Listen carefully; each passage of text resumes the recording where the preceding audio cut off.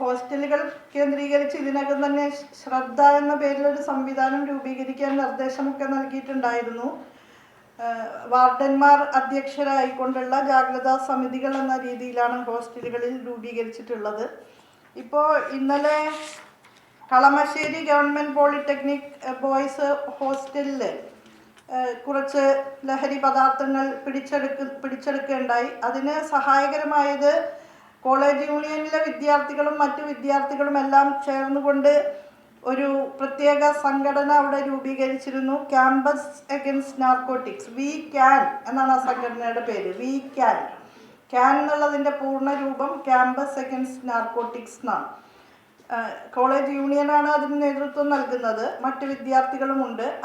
അവരുടെ സംവിധാനത്തിൻ്റെ പരിശോധനയുടെ ഭാഗമായിട്ട് അവർക്ക് ലഭ്യമായ അറിവ് അപ്പം തന്നെ സ്ഥാപന മേധാവിക്ക് കൈമാറിയതിൻ്റെ ഭാഗമായി പോലീസിലും എക്സൈസിലും അറിയിക്കുകയുണ്ടായി. പോലീസും എക്സൈസും എല്ലാം ആ സന്ദർഭത്തിൽ വിജിലൻ്റായിട്ട് അവിടെ പരിശോധന നടത്തി അവിടെ ഹോളി ആഘോഷത്തിന് വേണ്ടി എന്ന് പ്രചരിപ്പിച്ചുകൊണ്ട് അവിടെ വച്ചിരുന്ന ലഹരി പിടിച്ചെടുക്കുകയുണ്ടായി.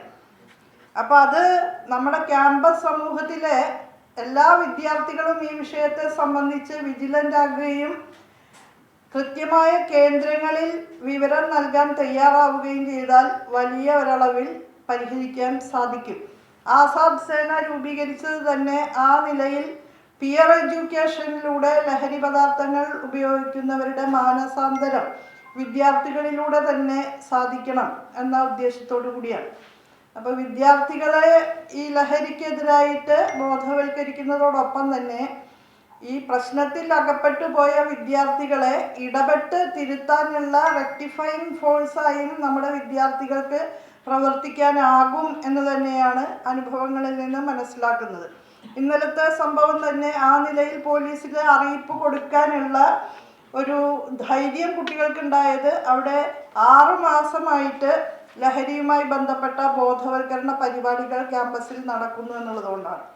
അപ്പോൾ ക്യാമ്പസ് മേധാവികൾക്ക് ഇത്തരം കാര്യങ്ങളെക്കുറിച്ച് സംശയമുണ്ടായതിനെ തുടർന്നാണ് 6 മാസമായിട്ട് ലഹരി വിമുക്ത പ്രവർത്തനങ്ങളെ സംബന്ധിച്ച് അതുമായി ബന്ധപ്പെട്ട വിവിധ ബോധവൽക്കരണ പരിപാടികൾ അവിടെ സംഘടിപ്പിക്കുന്നുണ്ട്. അതുമാത്രമല്ല ഒരു പ്രത്യേക പാർട്ട് ടൈം കൗൺസിലറെ ഇതുമായി ബന്ധപ്പെട്ട് അവിടെ നിയോഗിച്ചിരുന്നു ആ ക്യാമ്പസിൽ.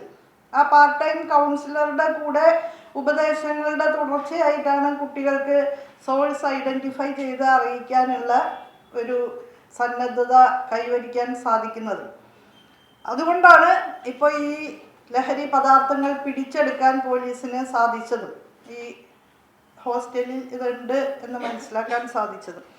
അപ്പോൾ അതുകൊണ്ട് എല്ലാ ക്യാമ്പസുകളിലും ഇത്തരത്തിൽ എന്തെങ്കിലും ഉപയോഗിക്കുന്നുണ്ട് എന്ന് മനസ്സിലാക്കാൻ സാധിച്ചാൽ അതിൻ്റെ സോഴ്സ് തിരിച്ചറിയാനും അത് ഉത്തരവാദപ്പെട്ട കേന്ദ്രങ്ങളിൽ അറിയിക്കാനും കുട്ടികൾക്ക് പിന്തുണ നൽകുക എന്നുള്ളത് സുപ്രധാനമായിട്ടുള്ള ഒരു കാര്യമായി കരുതാണ്. ഇതിനകം IHRD ക്യാമ്പസുകളിലെല്ലാം തന്നെ സ്നേഹത്തോൺ എന്ന് പറയുന്ന ഒരു പരിപാടി അവർ സംഘടിപ്പിക്കുകയുണ്ടായി. സംസ്ഥാനത്തുടനീളം 87 IHRD ക്യാമ്പസുകളിലും ഈ പരിപാടി നടപ്പാക്കുകയുണ്ടായി. വലിയ പങ്കാളിത്തമാണ് ആ പരിപാടിക്ക് ഉണ്ടായത്. തുടർന്ന് എല്ലാ ഉന്നത വിദ്യാഭ്യാസ വകുപ്പിന് കീഴിലുള്ള എല്ലാ വ്യത്യസ്ത ഏജൻസികളും സജീവമായ നിലയിൽ അവരവരുടേതായിട്ടുള്ള പദ്ധതികൾ ആവിഷ്കരിച്ച് നടപ്പാക്കുകയാണ്. ഇത്തരം കാര്യങ്ങളിൽ എന്നും മുന്നിൽ നടന്ന പ്രസ്ഥാനം എന്നുള്ള നിലയ്ക്കാണ് നാഷണൽ സർവീസ് സ്കീം അതിനായിട്ട് വിശദമായിട്ടുള്ള പ്രപ്പോസൽ തയ്യാറാക്കിയിട്ടുള്ളത്. ആസാദ് സേന ഇപ്പോൾ പെട്ടെന്നുണ്ടായ ഈ സംഭവങ്ങളുടെ പശ്ചാത്തലത്തിൽ രൂപീകൃതമായ ഒന്നല്ല.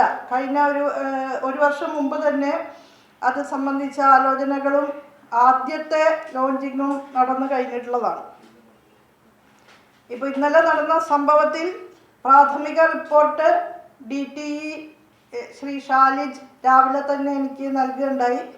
കൂടുതൽ കാര്യങ്ങൾ വിശദമായി അന്വേഷിക്കുന്നതിന് സിറ്ററിൻ്റെ ജോയിൻറ്റ് ഡയറക്ടർ ശ്രീമതി അനി എബ്രഹാമിനെ ചുമതലപ്പെടുത്തിയിട്ടുണ്ട്.